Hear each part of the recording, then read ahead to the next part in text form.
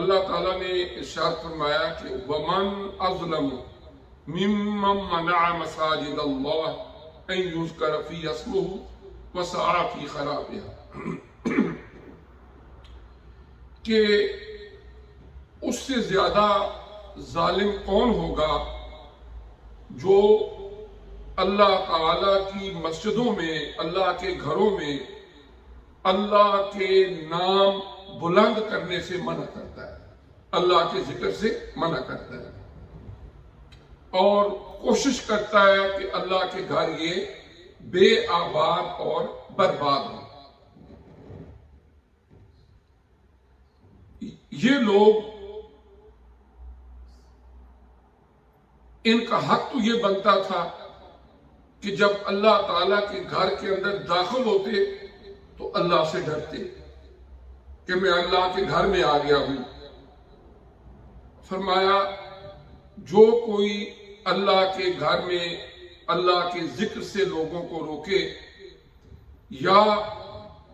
انہیں بے آباد کرنے کی کوشش کرے، اس کے لیے دنیا میں بھی رسوائی ہے اور آخرت کے اندر بھی بہت بڑا عذاب ہے۔ مساجد اللہ تبارک و تعالیٰ کے وہ گھر ہیں کہ جنہیں اللہ نے اپنا گھر قرار دیا ہے۔ بیت اللہ، اللہ کا گھر، خانہ کعبہ شریف کو بیت اللہ کہا جاتا ہے کہ بیت کا معنی گھر ہوتا ہے، اللہ کا گھر۔ اور دنیا بھر کی مساجد کو بیت اللہ کی بیٹیاں کہا جاتا ہے کہ ایک بڑا گھر وہ ہے اور پھر اللہ تعالیٰ کے جو چھوٹے گھر ہیں وہ دنیا بھر کے اندر جو لکھو کھا بنی ہوئی مسجدیں ہیں وہ ہیں۔ اور قرآن پاک میں بہت ساری آیات کریمہ ہیں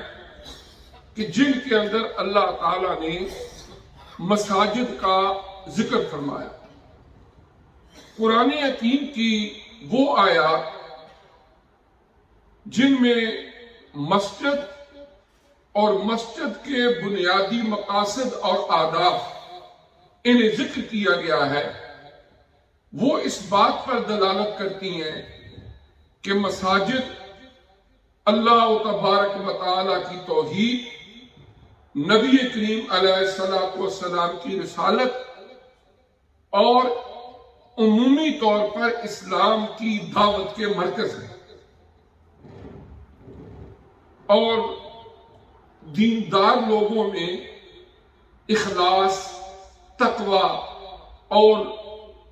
پرہیزگاری پیدا کرنے کے یہ مساجد سرچشمہ ہیں اور مراکز ہیں۔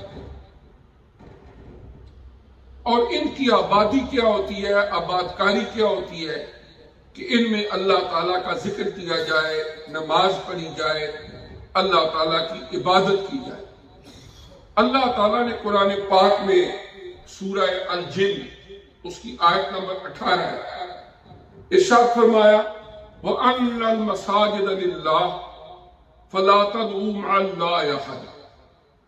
کہ مساجد یہ اللہ کے گھر ہیں، اللہ کے لیے ہیں، اللہ کے سوا یہاں پر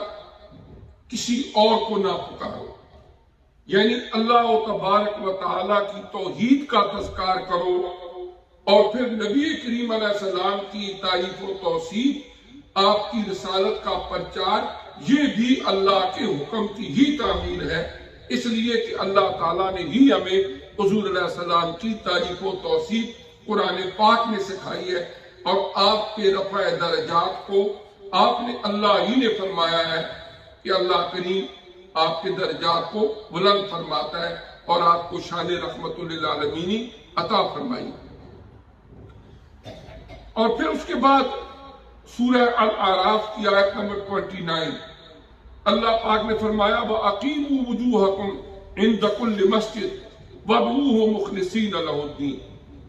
فرمایا اور سیدھے کرو اپنے منہ ہر نماز کے وقت، یعنی ڈائریکشن قبلہ کی طرف کرو، اور پکارو اس کو خالصتاً اس کے فرمانبردار بندے ہو کر. یعنی اس طرح اللہ تعالیٰ نے یہاں پر بھی مسجد کا ذکر فرمایا. اور پھر سورہ النور کی آیت نمبر 36 میں اللہ تعالیٰ نے فرمایا فی بیوت اذن اللہ ان ترفع ویذکر فی اسمہ. فرمایا یہ اللہ کے جو گھر ہیں، مساجد ہیں، ان میں اللہ نے حکم دیا ہے کہ تم اللہ کے نام کو اس میں بلند کرو، یعنی اللہ کے نام کا ذکر کرو. تو اس طرح بہت ساری آیات ہیں قرآن پاک کی کہ جن کے اندر اللہ تعالیٰ نے مساجد کا ذکر فرمایا ہے، ان کے مقاصد کو بیان کیا ہے. اور پھر جو لوگ اللہ کی توفیق سے ان گھروں کو تعمیر کرتے ہیں ان کی فضیلت بیان فرمائی. انما یامر مساجد اللہ من آمن باللہ والیوم الآخر، کہ جو لوگ اللہ کے گھروں کو آباد کرتے ہیں، خواہ وہ ان تعمیر کا جو ہوتا ہے اس کے دو معنی عربی میں، ایک ہے آباد کرنا اور ایک ہے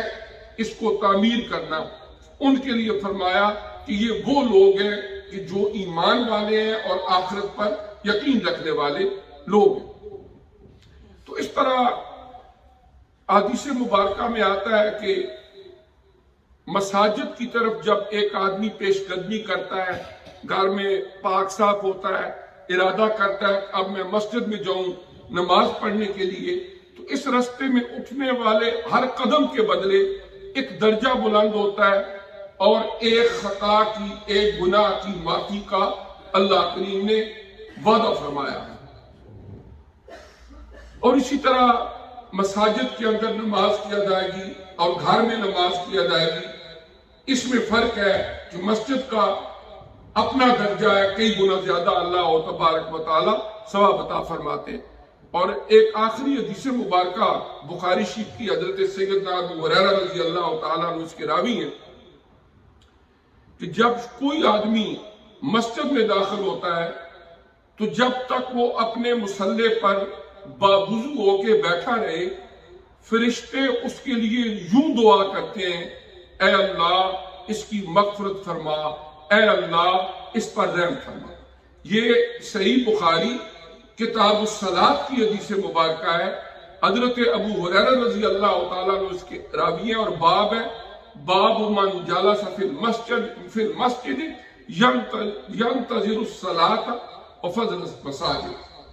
کہ جو آدمی مسجد میں بیٹھتا ہے نماز کے انتظار میں، پاک صاف ہو کے آ گیا، اپنے مصلی پہ بیٹھ گیا، اللہ کی طرف دھیان کر کے بیٹھ گیا، اب نماز ہوگی میں نماز ادا کروں گا، تو آقا علیہ السلام نے فرمایا کہ جب تک وہ بیٹھا رہتا ہے اس وقت تک اللہ پاک اپنے فرشتے کی ڈیوٹی لگا دیتے ہیں، وہ اللہ کی بارگاہ میں اس کے لیے دعا کرتا ہے کہ اے اللہ پاک تو اس کی مغفرت فرما، اے اللہ تو اس کے حال پہ رحم فرما. یہ کتنا اللہ کا کرم ہے، فضل ہے. اس لیے مساجد کے جو آداب ہوتے ہیں ان میں بھی یہی ہوتا ہے کہ جب مسجد میں آئے نماز کے لیے، اپنے مصلی جہاں پر اپنے نماز پڑھ لیا تو وہاں بیٹھ کے متوجہ اللہ ہو کہ کوئی دل میں ہی صحیح، کوئی تسبیح پہ صحیح، کوئی ذکر اذکار کوئی چیز ہو، اللہ کی طرف بندہ متوجہ ہو تو اس کا ثواب